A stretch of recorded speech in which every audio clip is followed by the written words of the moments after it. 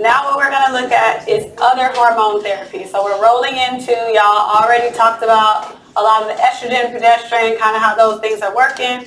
And then this is just building on to that and talking about other hormone replacement therapies that we have, specifically looking at talking about more menopause and how we help treat these symptoms that women will have with menopause. I feel like this is really loud.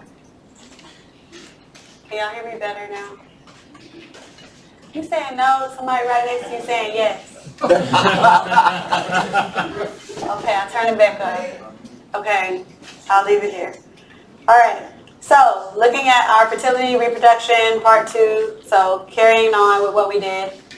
ELOs, same stuff that y'all already look at whenever we're going through. So talking about menopause. Our 2 main hormones that we're dealing with are mainly, and what we hear and think about a lot, is our estrogen, okay? And that is what is signaling that uterine lining to grow. It helps with like breast tissue. It helps maintain the metabolic processes that we have. And then when we talk about progesterone, there's a balance between these two. So when we talk about progesterone, a lot of this, we think about it preparing our body for pregnancy or maintaining a healthy pregnancy. Okay, so you'll see a lot of this menstrual cycle, all of the things that y'all were just talking about, why our birth controls have both of those hormones in it, makes sense.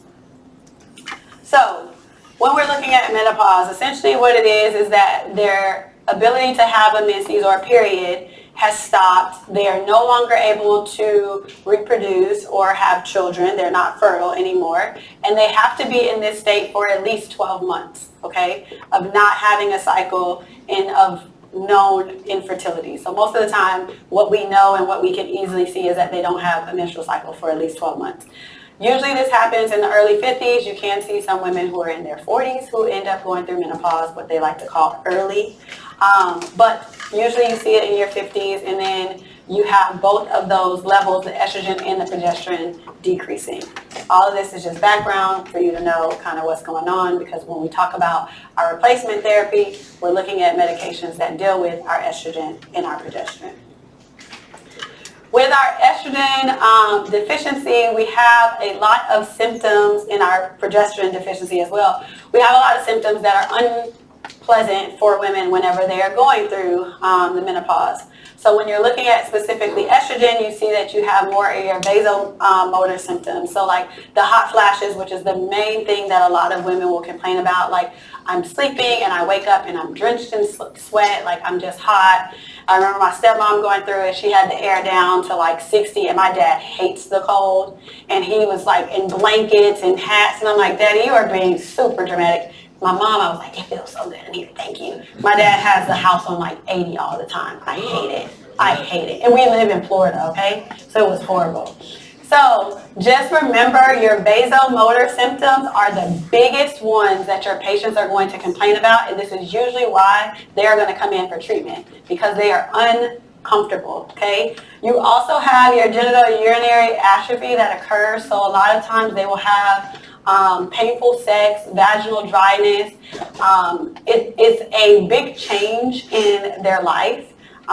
So when you think about all of the things that are going to be going on at that time, irritability and mood is a big thing that you're also going to have to continue to check in on your patient about. Okay, osteoporosis can occur, as well as our cardiovascular disease. When we're looking at our progesterone deficiency, you know that we can have spotting when it comes to when they will have their period, so it becomes very irregular. And then once it completely ceases, remember, for that 12 months, and that's when we can say, okay, they're officially now like in menopause. They're not necessarily going through these things happening. Now they have officially hit it, okay? They can have painful and heavy menstrual cycles, which is just very uncomfortable. You'll see a lot of your patients will be very lethargic as well. So we are trying to, our goal essentially with all of our treatment that we have is to help them with the symptoms and see what type of symptoms your patient is having, so that we know which treatment we are going to give. In some situations, we need to give systemic. But if I'm only having vaginal issues, then maybe you can just give me a vaginal preparation. I don't have to expose my entire body to these hormones, because a lot of people are not going to want to take hormones either, right?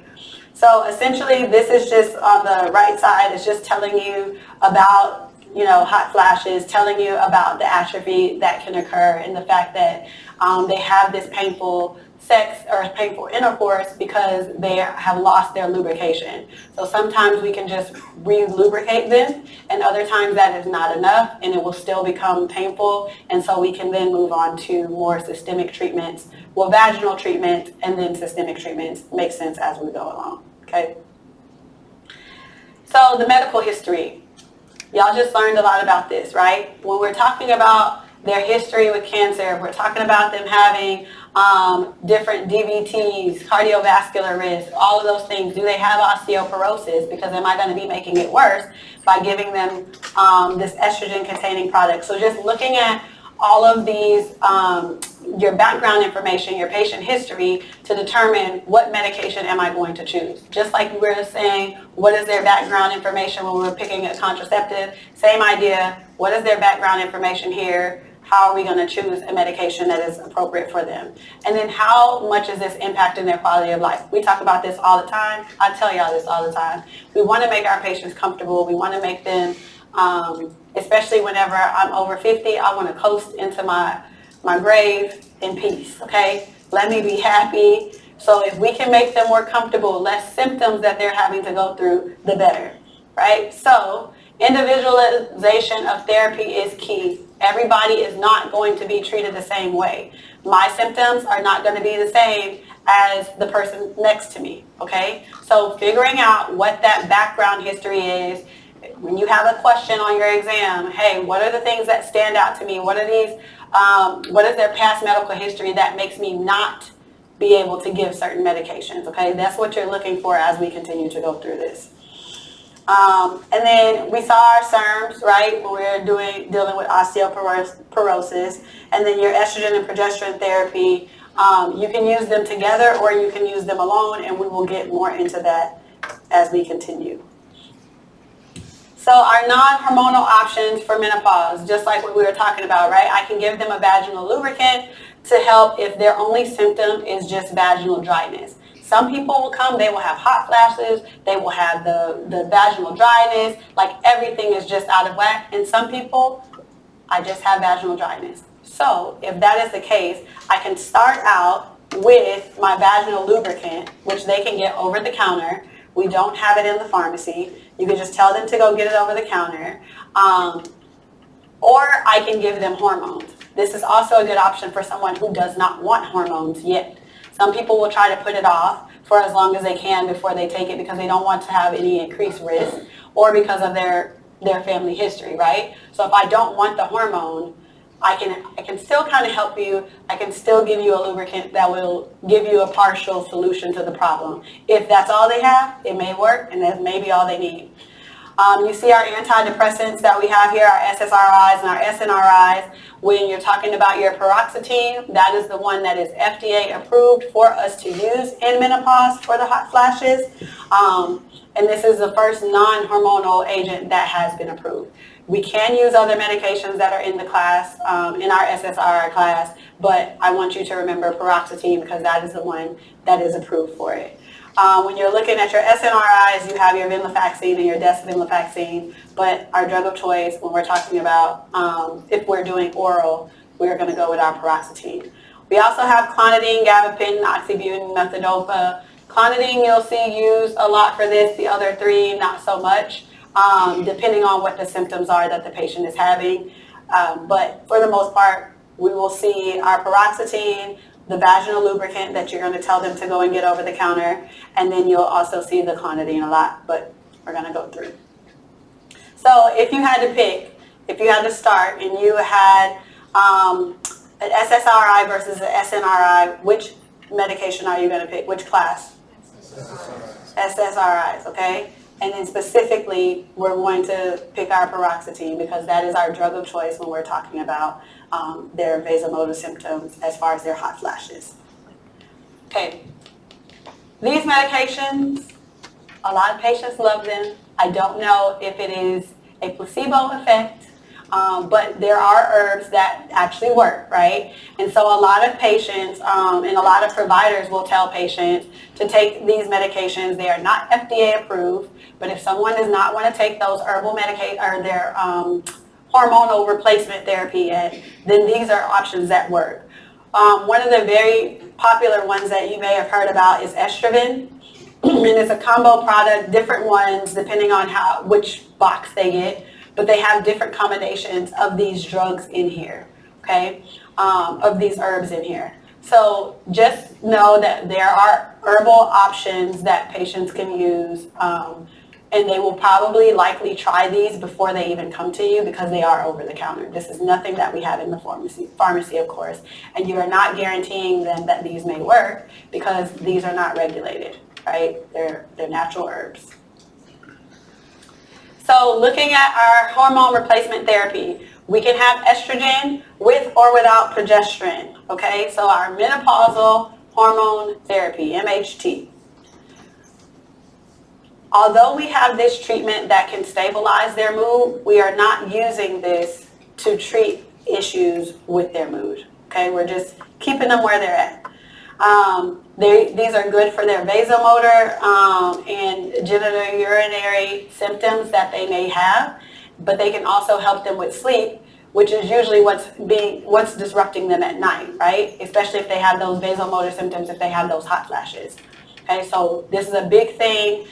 These are our staples that we are using when we're talking about our menopause MHT, menopause hormone replacement therapy or therapy. So our adverse effects, y'all just went over this, right? So you have your CV events, you have your thromboembolic events that can happen. So if somebody has these conditions prior to, if they have a history of DVT, if they have a history of cancer, specifically in themselves, their family, if they have it, you can take it into consideration, right? Because that means that they're at a higher risk of potentially having it. Maybe they just haven't had that DVT or that cancer yet. So getting that family history is also important. The big takeaway that I want you to get from this is understanding if they have a uterus, that means they have not had a hysterectomy. They didn't have some trauma that made them lose their uterus. If they have a uterus, then you have to give them progesterone. Okay? We are still trying to balance that estrogen activity with the progesterone. And so if they, because if we don't balance that and they just have the estrogen alone, they're at an increased risk of having that endometrial cancer. Okay? So that is why we add on the progesterone to balance it and to protect them from getting that cancer. So on the flip side, if they have a hysterectomy, if there is no uterus, then you do not need to give them progesterone. There's nothing that we're protecting in that situation. Okay? Bless you. So, hysterectomy, do I get progesterone or not? Okay. If I have a hysterectomy, no. Okay, I'm saying it multiple times so that y'all can remember this. Just saying, okay? So, no uterus, no progesterone. Okay, remember that if no uterus means hysterectomy. It means it took it out, okay? It is history. Looking at your progesterone therapy in menopause, the most commonly one that we use is our medroxyprogesterone. Very good medication. It helps decrease the irregular bleeding that they may experience if they were just taking estrogen alone. Also helps reduce the risk of cancer and the osteoporosis that they could experience. But whenever they're using the progestin with the estrogen, they can also, for the first 8 to 12 months, have irregular bleeding while their body is trying to regulate and get used to that treatment that you're giving them. So just understand that, yes, we're helping them in the sense that we're decreasing the estrogen-induced irregular bleeding, but for a short period of time, short in the sense that sometimes these symptoms can last up to 20 years in patients like going through this. So for a short period of time for having irregular bleeding for 8 to 12 months, whenever we add the progesterone, will eventually stabilize and then they will be on their normal type of schedule. Our adverse effects for our medroxyprogesterone are listed here. I already told you about that. Just note that there's weight gain. A lot of these patients are also already going to be experiencing weight gain. So just let them know that this is something that can occur. And this is why a lot of times patients try to avoid the therapy with the hormones in general, because there's so many different things that come into play. And then as you're getting older, your body is starting to change, your metabolism is decreasing. So a lot of these things, it makes sense that our meds can potentially make it a little bit worse for our patients, okay? So keep them in mind. And then remember what we already talked about, if they don't have a uterus, okay, they had a hysterectomy, we're not giving them the progesterone, okay? So this is looking at the long-term risk, very controversial topic about what could our long-term replacement therapy do in our patients who are going through menopause, especially if they are having these symptoms for a very long time. What you see on that picture are the good effects of us giving the estrogen versus the bad effects. Our bad effects include cancer, okay, and includes clots. So the idea here is that we're trying to make sure that if they're going through menopause and we're using this hormone replacement therapy, that we're not using it for a long period of time and that we're not using it unopposed if we can. If these patients have history of anything that is on that bad effect side, right? So if they had a history of the breast cancer, uterine cancer, or blood clots, we're going to try to avoid this therapy for as long as possible. See if the patient can kind of ride it through, because it has been shown to increase the risk of these cancers in these patients. So we're talking about our estrogen and our progesterone, or progesterone specifically. These are the same things that we were adjusting our dose with when we were talking about our birth control, but this dosing is a lot less, so 1/5 of the dose of a contraceptive. So these are not something that we are going to be using for contraceptives, right? When we're talking about our contraceptives, stick to our Dickey table. When we're talking about our replacement therapy, we're going to be looking at these meds that we're going to continue to go through. I already told you about the short-term therapy because of the fact that we have these increased risk of cancers and osteoporosis. So you're trying to limit it to 2 to 3 years, but definitely no more than 5 years. So the idea is once your patient becomes asymptomatic, you want to try to get them off of the medication. If you take them off of the medication and their symptoms reoccur, then you try to extend it again for 3 months, and then you're trying again to see, can I take them off, okay? So you just keep retrying to take them off of the medication after their symptoms subside. But again, when you pull them off, if their symptoms come back, got to put it back on it for at least 3 months before you try again to taper them off. So you see here, you're checking with your patients every 3 months to 12, because we would need to make sure, hey, how are your symptoms doing? Are they even managed with what I gave you? Are you experiencing more symptoms now that you're further along in the process of going through menopause? These things can change for women as they continue to go through menopause. So early on, it may not be that bad, and then as they continue to progress through the menopause, it could potentially get worse for them, okay? So just checking back in with them every 3 months or so, especially if it's early on, to see if our treatment is working for our patients. You see this progesterone again, right? If I have a uterus, I need my progesterone. And then the conjugated estrogen is taken daily without interruption if they had a hysterectomy, okay? So if I have a hysterectomy, I'm not at that increased risk for the cancer, so therefore I can have that continuous dose of the estrogen, okay? It's not hurting me. If I don't have my hysterectomy, then I need to add the progesterone, okay? If my only symptoms are vaginal, right, my genitourinary atrophy that I'm experiencing, essentially what happens is their lining is thin and they are drier, and so that's what is leading to the painful intercourse. If those are my only symptoms, I can expect to, as a PA, give my patient something that is localized in that area. So we have vaginal preparations, and I will tell you, hey, this is a vaginal cream. I don't need you to remember which brand name goes with that preparation, okay?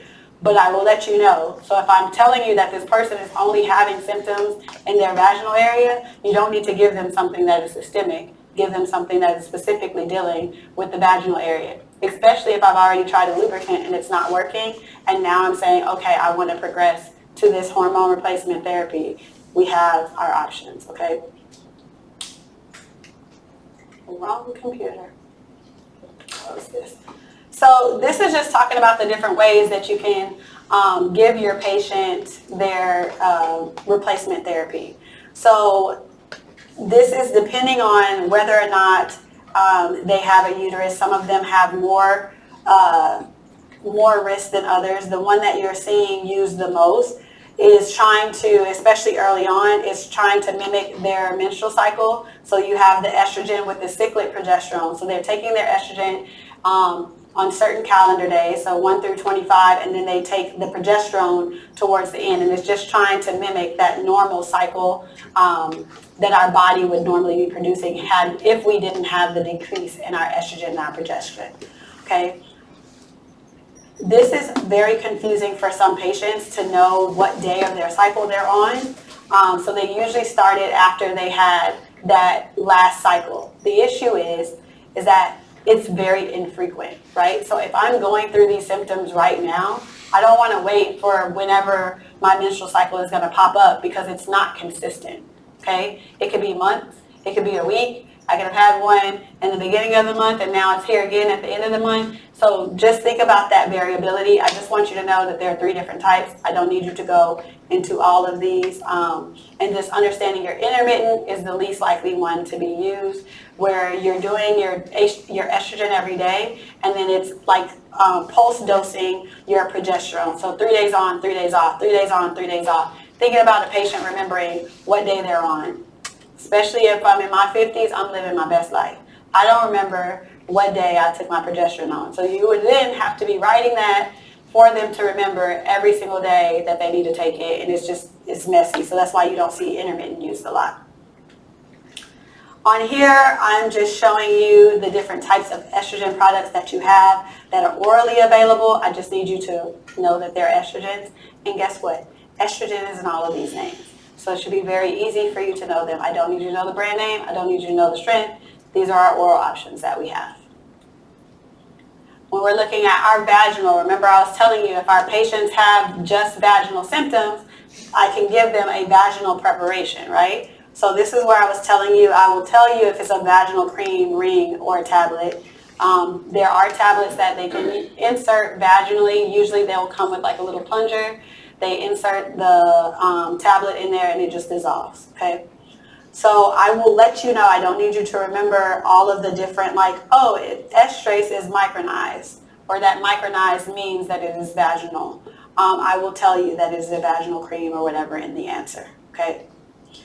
This is for our patients who are just having those genitourinary symptoms, okay? They're having systemic symptoms. This is not going to help them with hot flashes and all the other things that are occurring. This is just helping with that vaginal area, the dryness, the painful intercourse. Here is another option for our patients, depending on how many adverse effects they're having from taking the oral replacement therapy. So this has less side effects because it's not as systemic and it has that controlled reservoir, so it's releasing a lot slower than if we were to take our medication orally. Depending on which route or which formulation, because you see we have a patch, you have a transdermal gel, we have a transdermal spray. When you're doing the patch, it's just like when we're talking about doing injections for diabetes, right? We got to rotate the site. If you're talking about a patch for birth control, we sometimes try to tell them to also rotate the site. So this is the same thing when we're talking about our replacement therapy. When you're looking at the gel and the spray, the only thing that I want you to remember is to just be careful with patients who are putting the spray or the gel in a spot and they have children who can then come in contact with where they've rubbed this hormone onto their body, okay? So now you're exposing kids to hormone replacement therapy that they don't need, okay? So when you are counseling your patients, just tell them to be sure to put it in an area that is going to be covered buy a t-shirt or that they have on some kind of shirt to make sure that the child is not being exposed to it. When we're talking about our transdermal gel, it comes in like this, kind of like a pump. You need to make sure that it's primed before they put on their first dose, because the medication will not be in the, what do you call it? I don't know if that's a spout, but it won't be in like the thing that's in lotions all the time. Okay, I don't know what it's called. So they need to make sure that they prime it, and it'll tell them specifically in the label, and the pharmacy can tell them how many pumps they need to do before it is actually going to give them that actual dose of medication that we're expecting for them to have. So again, I don't need y'all to know anything except for these formulations exist and what the indications are, okay? The fact that we have, and what's the benefit, right? I have less side effects if I'm using these, but I also have risk. If I have a kid, this is probably not going to be something that is good for me. If I have a kid and I like to play with them with my shirt off or my tank top off or something, I don't know. Sound weird. It's not. This is just examples of what our products look like. You see with the pump how they're putting it on the inner arm, okay? Because the chances of somebody touching that area and you transferring the medication is less likely.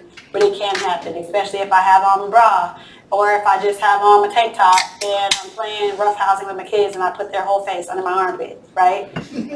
I'm just saying I don't do that, but I'm just saying it's possible. So just counsel your patients, because it could be something that I'm just doing and living my everyday life, and I have now harmed someone, and I'm not trying to do that. Our progestin-containing products, okay, these are all of our medications that we can use that have the progestin. I need you to know the names for the medication. I don't need you to know all these clinical uses. The one that I want you to know the clinical use about is your medroxyprogesterone, okay? Because that is the one that we are using the most often, right? So understanding that it can help with the endometrial hyperplasia, which can happen when our progesterone levels decrease. Again, this is our go-to when we're talking about which medications we're using when we're trying to do the replacement in menopause. So I just need you to know medroxyprogesterone for our progesterone products. That's what I want you to know for clinical use, but I need you to know all of our options that we have for our progesterone products. These are our combination products that we can use. So if we are trying to treat a patient who does not have that hysterectomy, right? So we need to have that progestin added. Instead of giving them the 2 pills, we can use a combination therapy. I just need you to know that it exists. And yes, the Primpro and the Duave, the last 2, were the ones that we saw when we were talking about osteoporosis. Okay, so that's all that's saying. Like, we've seen this before. They're coming back. But here are our combination products with estrogen and progesterone together. You would only see these used in our patients who still have their uterus intact. When we're looking at our SERM, selective estrogen receptor modulators, okay? Here are our different products: ROTC, raloxifene, ospemifene, tamoxifen, and our conjugated estrogens is usually what we call it, but with the bazodoxifene. All of these are oral medications, okay? It is estrogen that we're giving our patients. These names are a little bit more obscure though, right? Because they don't all have estrogen. They don't have estrogen in them, okay? So just be aware that these are our medications that we would use. What they're trying to do is have their estrogen agonists, okay? What was I going to say? These are better in the fact that they're reducing the risk of the breast cancer that we could see when we're using our straight up estrogen products that we discussed a couple of slides ago. They're still there, just less risk. So our adverse effects, CV risk still exists, endometrial cancer risk still exists.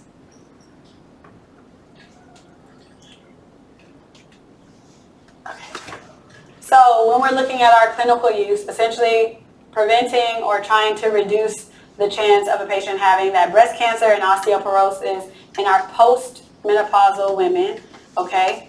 And understanding that we can use this for our treatment to treat osteoporosis as well, which we've already talked about. Contraindications, those same contraindications that we saw before, if they have a history of VTE, if they are premenopausal, okay, we're not trying to give it to them, they're pregnant, or if they're trying to become pregnant, we're not giving this to them. And then also, if you're worried about a patient who has a lot of falls or who may have a hip fracture, we don't want to give this to them because remember, we can increase the risk of our osteoporosis. So if somebody falls or we're worried about them having that hip fracture, I know when we were doing our residency, they'd be like, if they fall on their hip, that they're probably going to die soon because they're becoming immobile, they're not moving around as much. In some patients, they can recover and they do just fine, but a lot of our patients who had a fall and they broke or fractured the hip, a lot of times they were back in the hospital and they would pass away within that year.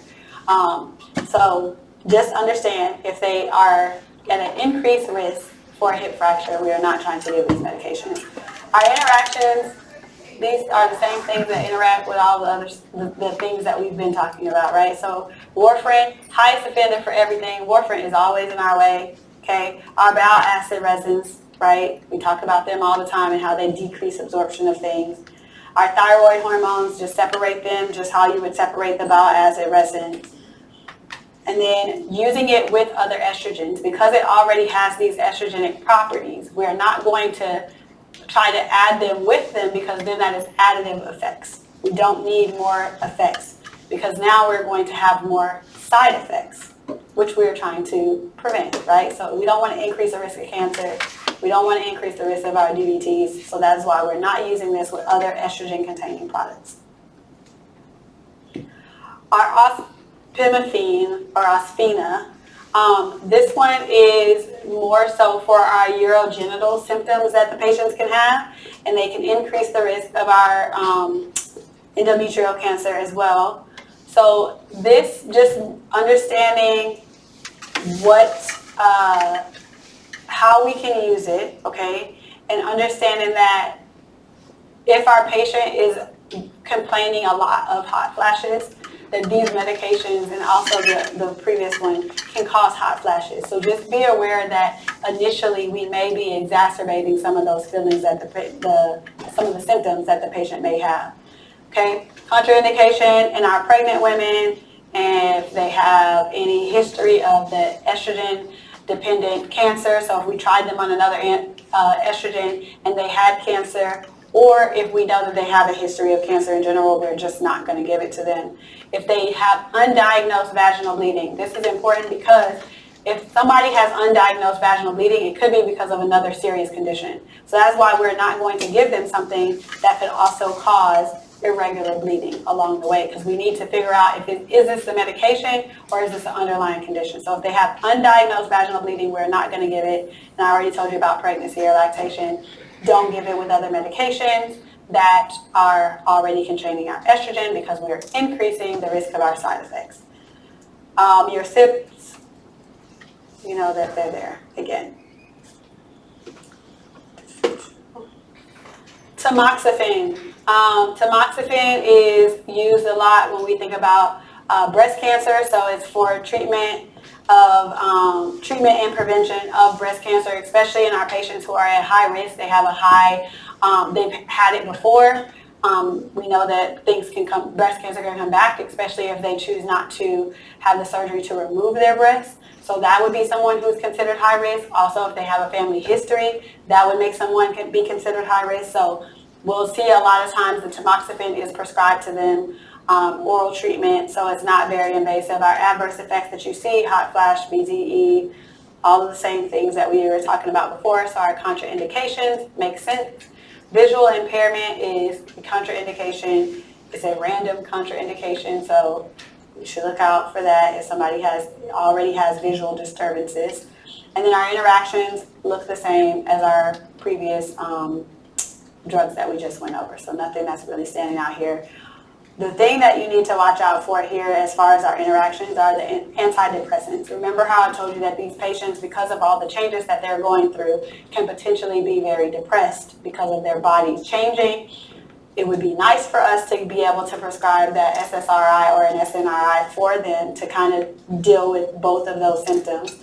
But if they are using that, understand that they should not be getting tamoxifen as well, right? Because it's going to be decreased. The effect of the antidepressant will decrease the effect of our tamoxifen. Our conjugated estrogens or our basophosphine, this we talked about when we were talking about osteoporosis. So it's binding our estrogen and it's activating our estrogen receptors. This is a very small pill, so a lot of people don't complain about it. A lot of people do like them. They've been around for a while. And essentially, I just want you to know that it's an agonist and an antagonist. It's mixed. Osteoporosis prevention, but it's not treatment like we were able to gain when we were talking about our raloxifene. Remember, our raloxifene was treatment and prevention, and this one is just looking at prevention. Our use, vasomotor symptoms. I'm coming in, I'm having hot flashes, I'm having headaches, I'm having that dizziness. So remembering what your vasomotor symptoms are compared to what your genital urinary symptoms are, okay? So this is for our vasomotor symptoms. Adverse effects, the thing that kind of stands out here, most of them are kind of common, but your throat and neck pain with your uterine cancer and gallbladder disease. The VTE and the nausea, vomiting, all that stuff, we've seen it already. Limitations of use, we already talked about. Whenever we're using most of these medications, we're going to try to use them for the shortest period of time to decrease the risk of these side effects and decrease the risk of cancer.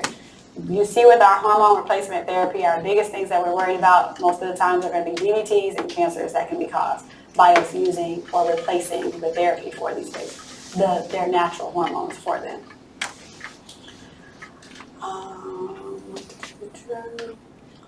All right, our other hormonal treatments that we have.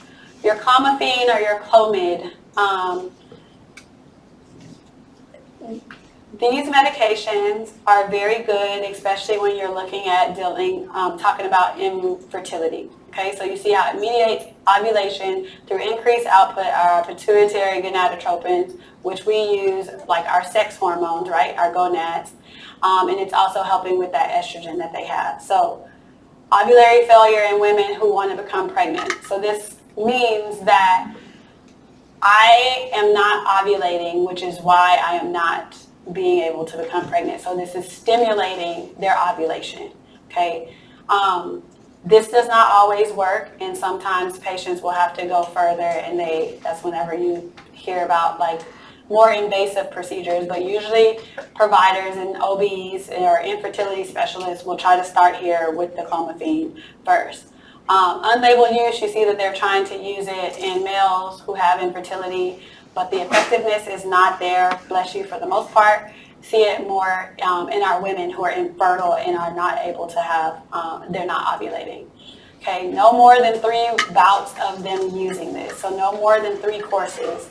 So each course is 5 days long, and I need you to know this, which is kind of dosing, but each course is 5 days long. So if they've tried to do this more than 3 times, so when their cycle comes, they're starting on the 5th day of that ovulation cycle. Okay, ovulation cycle. So they will see when they're ovulating. We have like strips and stuff that you can use. The pharmacy does not provide those, but they can go and buy them at like Walgreens. I don't know if OB provides them, or if you're going to an infertility specialist, I don't know if they provide them. So it can be costly. But essentially what they're trying to do is on their 5th day of ovulation, they will then try to, they'll start taking their 5-day course. So if you've now tried this essentially for 3 months, right, because people usually are going to go through ovulation once a month. So if they've tried it for at least 3 months and it hasn't worked, then that means we're going to discontinue this therapy. It's not for them. It's not going to be effective for them. Okay. Adverse effects, those spots in their eyes, vasomotor flushes, okay. The ovarian enlargement at higher doses, we're trying to stimulate the ovulation, but we don't want to overdo it, okay? So that's what you're seeing where they'll get that ovarian enlargement. and probably release a lot more eggs, ovulate a lot more than what we would want them to, which is why you see potential of patients having multiples whenever they use these types of medications. Our aromatase inhibitors indicated for our estrogen-dependent breast cancer. Off-label, we can use it to help with inducing ovulation. Again, just like we did with our previous medication, inhibits the production of our estrogen by blocking that aromatase enzyme. Essentially, it's a negative feedback system. Our products that we have are listed here: your letrozole, and estrozole, and examitase. The one that we use the most is your letrozole or your Femera, but there's not one is not more effective than the other, is what I'm trying to say. Usually providers like certain meds, and that's what they stick to, okay? So just understanding that these are your three options whenever you have your aromatase inhibitors, using them for ovulation induction or for your breast cancer. Progesterone antagonists. Okay, against what our progesterone is doing. That's our mechanism. Inhibiting that action of our progesterone and our glucocorticoids. Mifepristone is our drug. This is a super hot topic, right, because of all of the laws with abortion and how all of that works. You're seeing a lot of restrictions on how providers are allowed to prescribe this. So we will see what happens with this. It's very rocky right now. There's no limitations, but of course it's not supposed to be used for abortion at this time. So termination of intrauterine pregnancy up to 70 days of gestation. And then you see your mifepristone, which you see in our patients that we use it for hyperglycemia in our cushions, because remember it also blocks those glucocorticoid activity as well. Okay. What else was I going to tell you about that? That's mainly it. Just keep your eye out. You'll have lots of emails that'll probably be coming to you in the upcoming years, especially with the laws and what's going to happen with the mifepristone. Yes. Are these the same? Same thing? They're in the same class as being progesterone antagonists, but the medication and the indication for what they're approved for, FDA-wise, are different. So you see mifepristone, the brand name of what they are different indication. Remember how we talk about how the drug companies are very smart and they'll just label something different, but it's the same thing? They're both progesterone antagonists. It is the same drug, but the name that it is going under and the indication that you're using it for is different, if that makes sense. Yes. Are they different doses for that? So, yes, but I don't even remember the doses off the top of my head. But they are different doses because we're trying to get different things. But either way, this is not something that you would want to use in a person who is pregnant, regardless of the dose, right? Because I could be sensitive to it, and you hurt my baby, and I'm coming for it. All right, our androgens, and then after this, yes. No, I'm not doing that on this one. Because right now, most likely, y'all aren't using it for the top indication anyway. Like, and you wouldn't be prescribing this. They would be going to OB if it was that indication anyway. So I don't need you to know this on that one. When I need y'all to know something that's a little weird, I'll tell you. But this one is not one because they are so back and forth with what we're doing with this. So I'm going to finish our androgens and then I'll let y'all go. Androgens, okay, so produced by the testes, ovaries, adrenal glands, sex hormones, right, when we're talking about androgens. We know a lot about androgens and we think about androgens when we're talking about people who are doing like testosterone therapy and using steroids to make themselves be really buff and they can't put their hands down to their side. I love seeing people like that. I'm like, I just want to walk up to you and say, do this. Can you do this? Not this. Told my husband, I said, if you get your arms that big, I'm leaving. Inactivated when administered orally when we're talking about our testosterone because of the fact of our ADME, right, our first pass effect. So usually when you're talking about testosterone being given, it's always topical. just like we talked about our estrogen and making sure that kids and other patients, especially if the wife is pregnant, that they don't come in contact with this is very important, okay? So whatever site they choose, make sure that it is a site that they like to have covered. If they like to wear hoochie daddy shorts, like the little short shorts, the guys, tell them to put it on their thighs, probably not a good idea, right? Because I can touch them, okay? If you don't like your shirt on, we got to find something, okay? You got to cover up somewhere if you're going to be doing your testosterone replacement therapy, okay? So a lot of times, like I said, when we're thinking about these, we're thinking about steroids, we're usually thinking about people who are abusing them, but this is also hormone replacement therapy for our males as well.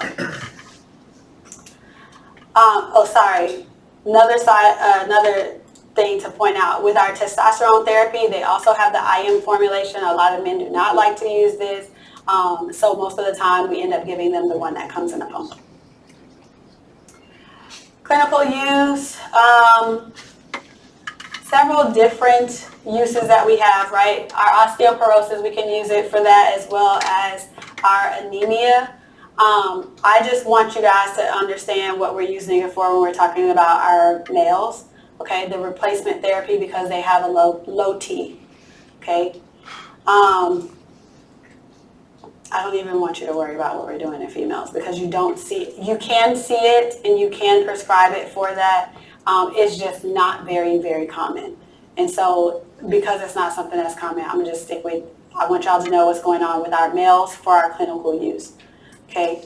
Unapproved use, this is what we're talking about with our patients who are abusing it, right? Increase that lean body mass and our muscle mass so that I can look like Arnold Schwarzenegger. Improve my athletic performance. I'm going to do great on my PT test. I'm using this testosterone. A lot of our soldiers who used testosterone replacement therapy, they have to make sure that they are using that prescription while it is active, okay? So make sure that they are not using it after, and they haven't seen you for a year, and you prescribed it like a year ago, and they have never come back to you, and you only prescribed them enough for like a month. If they're still using that and something comes up a year later, you're not going to be able to cover them. So tell them if it's something that they need, again, to come back into you to get a new prescription, even though they may have one that is still not expired. Okay, adverse effects, looking at what can occur. Their LDL levels can be all over the place, increase or decrease. You see that this is a scheduled medication, okay, Schedule 3, so a control medication. And then looking at the fact that your adult males, you see that it can decrease their sperm count. So that's why a lot of the times when you talk about people who are working out and they're using this for like steroid purposes, they are not able to have kids. Big side effect that occurs in them, okay? Our pre-pubertal males, they're usually going to be a little bit shorter. I don't know if y'all remember that kid, what do they call him, like little Hercules or something? Where the, He's fat? Oh, I gotta look him up. They messed him up. Poor thing. I wouldn't want to work out no more either if they made me do it all the time when I was a kid. But anyway, he's probably short. Is he short? Okay, so just think about him when we think about this. A little shorter, right? They're going to stunt their growth. And then with our females, we're making them more masculine, right? If this was something that we were giving them. And then these are your different types. I just need you to know that there are different formulations. I do not need you to know which one goes to which, okay? So tomorrow, what we'll do in our first hour is I will finish this lecture. And then I will use the second hour to do the exam, unless y'all want me to try to finish this right now, to where tomorrow we just have that 1 hour and then I can use the rest of the time for the review. So it's up to y'all. Y'all are done. We did 4 hours. I think y'all are done. Y'all basis is done.